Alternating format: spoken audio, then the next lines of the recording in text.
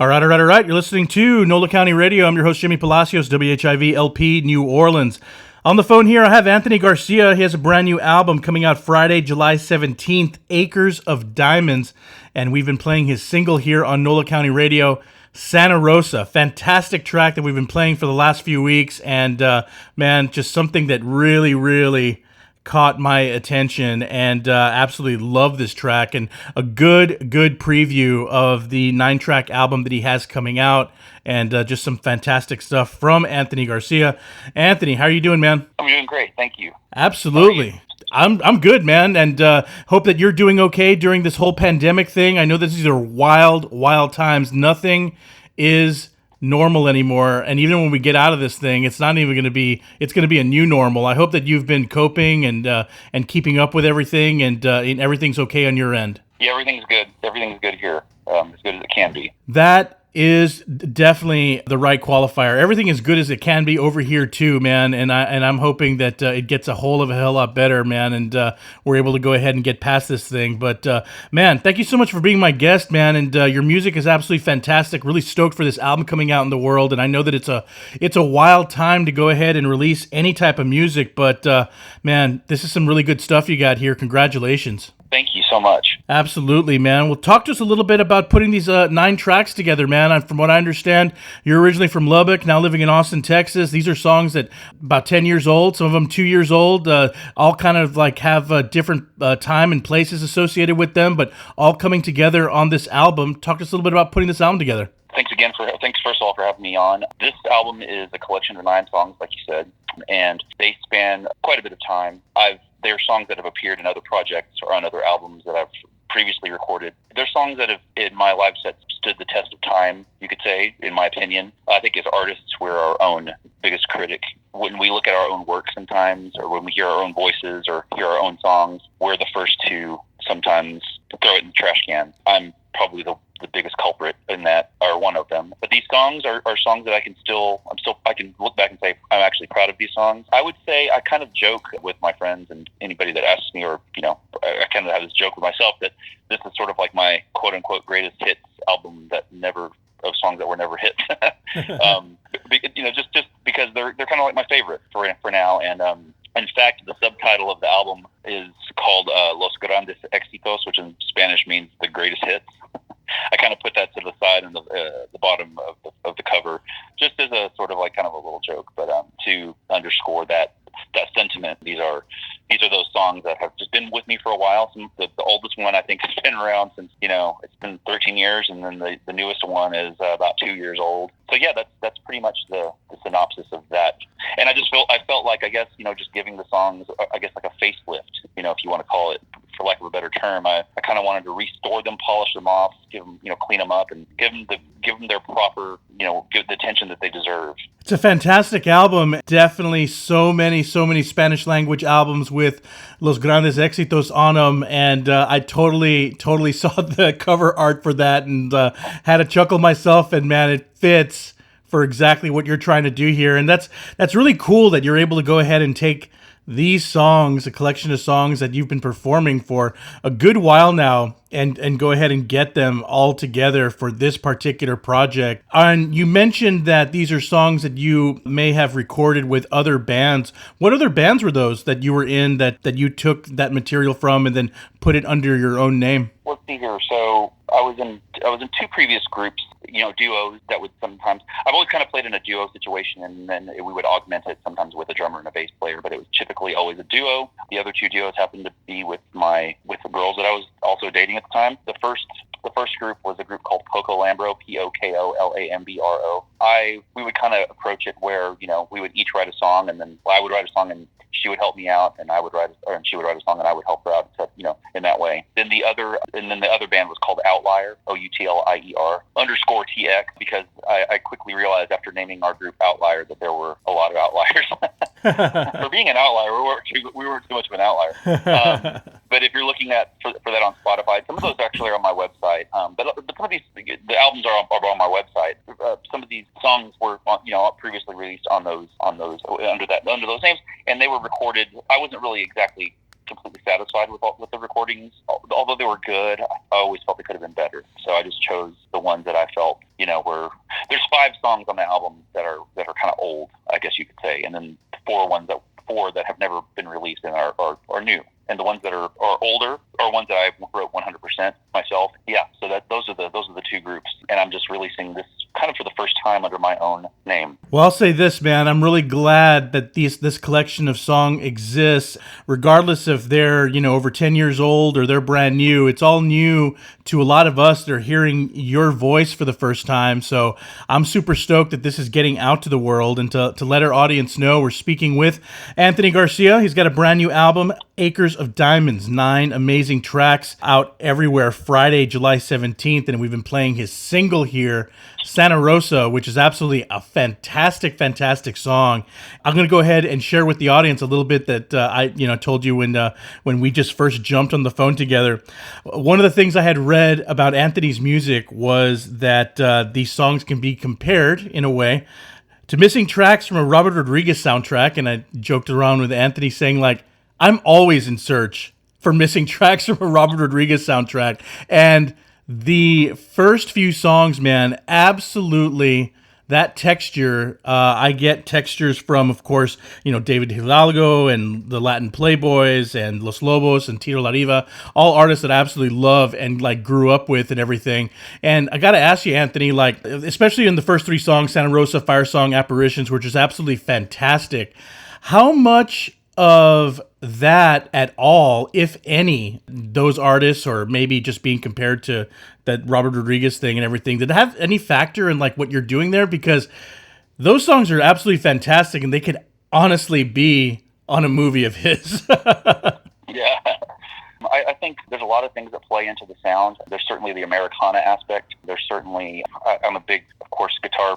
My early life was spent in the Jimi Hendrix world, of course. There's that side of things. There's also the other side of my musicianship is classical music. I have a degree in music. I studied choral conducting and piano in college, and there's of course the violin side of it. There's a big Bach or a Baroque influence. There's also like some fiddle playing, but I'd say specifically it would be more of like the Americana side. And if I had to choose like a Latin, I guess, guitar sound, I've always really loved. I'm not sure. I'm sure you're familiar with Juanes. Yeah. Like Juanes, his guitar sounds. I'm not even sure if it's him playing, the main licks on his music. It's just such a great sound. I love the way that it's got to be a Fender of some kind, I'm sure, but it sounds that way. So I'm always a big fan of the Fender guitars mixed with it sounding like you're with a backdrop of a desert landscape with a violin floating somewhere above it. But those first 3 songs on the album that you mentioned, I think they just kind of, not really sure, where that came from. I think, yes, there's some influence also too from, I guess, the Latin rock kind of world. I'd attribute it mainly like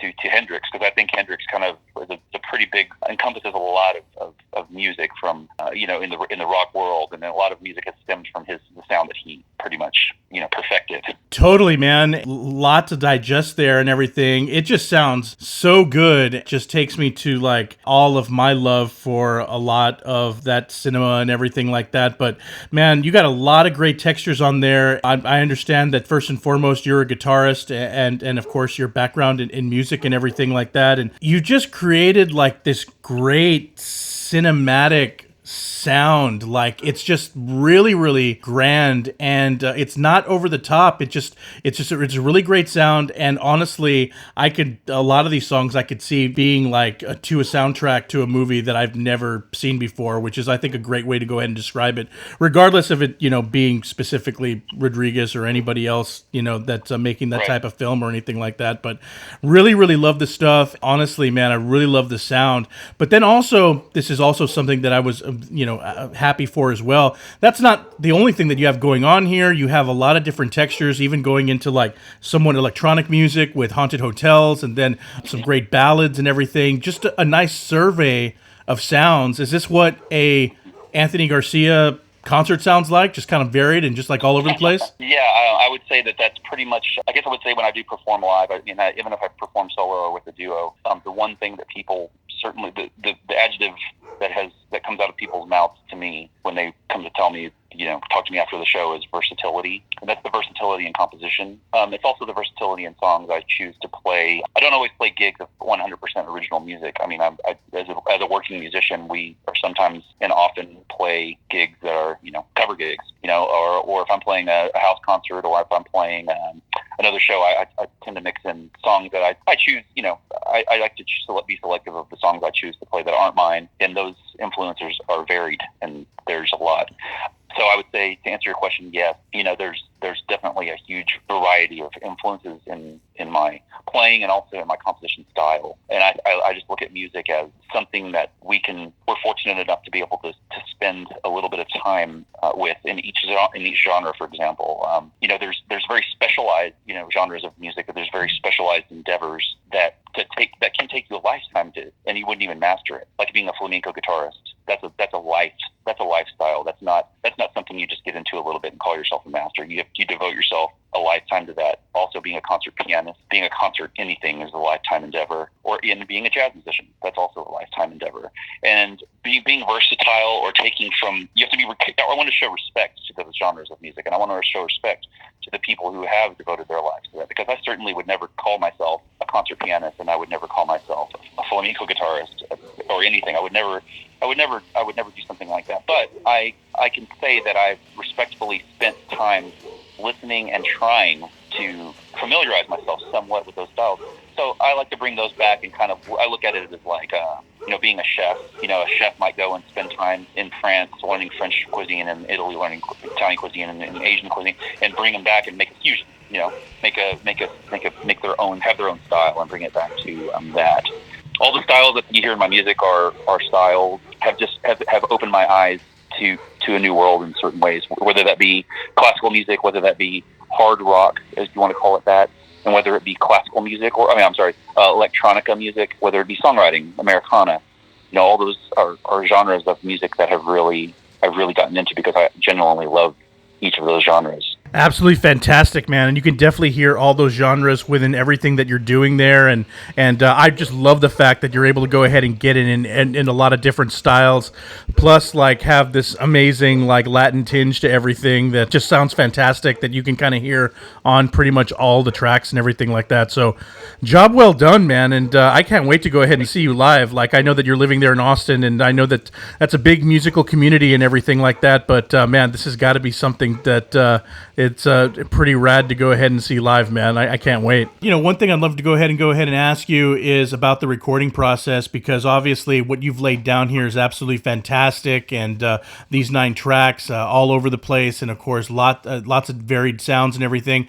What was the recording process like for you? What studio did you go to, and what was the whole story behind that? Well, I got started with, there's an org in Austin called transientmic.org. They're dedicated to preserving music, local music in Austin, and they do a podcast series, among other things, interviewing local musicians in Austin and telling their story. One of their missions from the beginning, which I think they've been around for about a year and a half, 2 years now. One of their missions from the beginning was to find artists and to do a full-length album for an artist. Ultimately, having a vehicle and having a mobile studio. Their goal of having an artist for a full-length album, they chose me as their first artist. So I'm their first artist, and what that means is basically they dedicated their time and efforts and energy to doing a full-length album for me at no cost to me. That was produced. There's two guys that are the active members. They do have a board, but these are the active guys going out and doing. They're both founders. David Ventura Garcia is one of the founders, and he is a talented videographer among many other talents. Jeremy Fowler, who is the music side of it, and he's a audio engineer and producer, and he actually produced my album. Both of them had a lot to do with the actual recording and then artistic input into what took place. And then we ended up bringing in a very talented drummer and producer and engineer named Charles Godfrey. He has a studio called Scary American Studios. He did drums, and he produced 6 of the songs, ultimately produced and mixed them. And he's worked with Trail of Dead, and he's also worked with, he did, I think, Third Eye Blind. He engineered. He's done a lot of engineering in El Paso, actually, at Sonic Ranch Studios, I believe is the name of the studio out there. So he's got a lot of experience, and he's just a fantastic drummer. So that was the recording process. That's kind of where that happened. I brought the songs to them and just said, this is kind of what I want. I kind of pretty much had the vision, about how I thought the songs should sound and how they should be the final product. I had it in my mind. That's absolutely fantastic, man. I mean, obviously, Austin having a very rich tradition and, of course, all the amazing studios there and all the talent there. But that's really rad. You're able to go ahead and bring in somebody from the Sonic Ranch, which has just been the place for a lot of great recordings over the years and everything. And that's super rad that you were able to go ahead and get this grant to go ahead and fund everything. And, man, congratulations on that, man. That's fantastic. Well, thank you. I want to be clear. I didn't get a grant. I kind of met these guys. It was sort of like kind of a grassroots, like a chance meeting. We were introduced by a fellow musician, and it was just kind of sort of like a home, where we approached it more like from a friendship. We met, and then they kind of liked my music, and we kind of became friends. And then it sort of, they got their C or 501(c)(3). But they didn't have that when we first met. They got it. It's kind of just been a process of kind of trial and errors together. But we've, out of it, we've got an album that came out of it that we're all very proud of, and they've got their nonprofit status, and they've got other artists under their belt now. So it's kind of been we've kind of been at it, I would almost say, from the beginning, although I'm not a founder by any means. We kind of just met each other and we're exchanging ideas, and that's kind of how it went from there. So these guys donated their time to me, essentially. Oh, wow. Well, even more so then. That's fantastic that you were able to go ahead and get this all down because, man, this is such great music. And regardless, man, that this is fantastic that you're able to go ahead and get this out and everything. And one thing about recording all these songs and everything like that, how much of it did you come in? You had mentioned this a little bit before, that of course you came in with the songs, but how much of the arrangements did you already have kind of already down, and how much did you actually like suss out there in the recording process? I would say the form and the majority of the parts were written and already done, and I was not going to compromise on that. A good portion of that. There were other songs. There's a song on the album called "For Your Love," and it's like I think it's like toward the end of the album. That song there were no really written string parts. Megan Burson, who is my string player, I'm her guitar player. We play together, and she's a violist, a violinist, and she plays cello as well. And she came in and kind of, some of the string parts were on the fly, and some of them were written out previously, just written out by hand. I would say the majority of the album was what I wanted. I was very hard to persuade to change my vision. Some of it was kind of like, oh, let's see how this goes, but that was a very small percentage. Hopefully, I'll be a little more compromising in the future. Well, I'll say this, man. What your vision is absolutely fantastic and definitely works for these songs, and it goes both ways. I mean, I know that coming into like the production process, handing your material over to a producer that you want to go ahead and work with is one way to go ahead and go about it. But it seems like this was kind of like the perfect mix for getting these songs down, being able to go ahead and work with people that wanted to go ahead and see your vision to fruition. Yeah, I don't know if I'll ever be able to reach the point where I could just completely trust a producer. I mean, I really don't even think I could ever imagine a situation like that. I mean, whenever I'm writing, I spend so much time. There are songwriters who write like a song a day or 2 songs a week, or whatever. They're those guys that write songs all the time. Those guys are awesome, and I'm not one of those guys. I mean, I write a song like maybe once every 6 months, once every couple of months, because that's just the way my creativity works. I mean, I constantly have music in my mind, but once I'm solidified, once I get something solid in my mind, to get to that point, I really need to spend some time with it and let it just kind of rumble around in my head. I call it letting the song marinate in my mind, because that's when the parts formulate themselves, or they come to me. I keep playing it over and over and over like a song in my head until it's finished, and then that's when I communicate however I can in the studio. Or sometimes I'll just say, "This is how it goes. Hit the record button. Let me show you. Push this button. Push that button. Push that button." And then it just kind of comes out, and it's done. But I don't really know if I could ever have a producer completely 100% take over. People that can do that, that's pretty brave. Although Jeremy on this recording, he was pretty opinionated. When he was opinionated and he wanted something done, he got his way, and he had a lot of great ideas. So I have to give him credit for that as well. He's a great producer. Very cool, man. Well, it sounds like, process is so varied among singer-songwriters, and I feel like a lot of singer-songwriters out there, and I could be wrong, but it just seems like a lot of them are they get their guitar, they write something out, they formulate a melody, some changes, some lyrics, but that is the extent of the song. They're demos, This is like a kind of blueprint for all the stuff that comes around it, and it sounds like you take that process and you go ahead and actually do the whole thing, the arrangement. You hear the strings, you hear everything that comes into play. Man, what a fantastic way to go ahead and do that too. Just a lot more involved, right? Yeah, and it's funny that you say. I mean, there's a lot of respect for musicians or for songwriters that just have a guitar and can play. I mean, there's something to be said for that. That's a really when you can boil your talent down to a minimalistic art form like that and still communicate the way you want to. That says something about your words and the power of your ability to write lyrics in a song. That's all the song is lyrics, melody, and chord. I mean, truly. But I always think of this David Ramirez quote. Songwriter David Ramirez from Austin. He said, I heard an interview. He was like, if you're just getting up on stage and playing with guitar and singing, just stop. Meaning, it's just been done so much that he's personally sick of it. And when you listen to his records, they're not overproduced. I'm not saying that, but there's definitely some very creative production, and it's certainly not just a guy with a guitar. I mean, he makes beautiful albums, and that kind of stuck with me. And I try not to be that. I hesitate to call myself a songwriter sometimes because that's a genre in and of itself. That's a whole, like I was saying earlier, that's a genre. That's a whole other animal. There are people that dedicate themselves to that craft of songwriting. It is a craft. It's something you have to work on and hone. And if you don't work on it, you're not going to get better at it. I tried to work on it, and I just kind of didn't get better at it in the way that I guess I was quote unquote supposed to get better at it. I kind of freed myself from that pressure that I put on myself. No one else did. Just been okay with the fact that I create the way I create.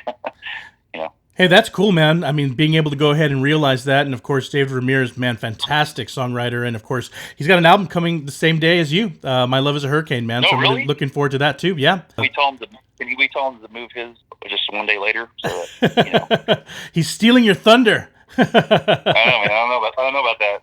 A little bit, but I'll let it slide. This time.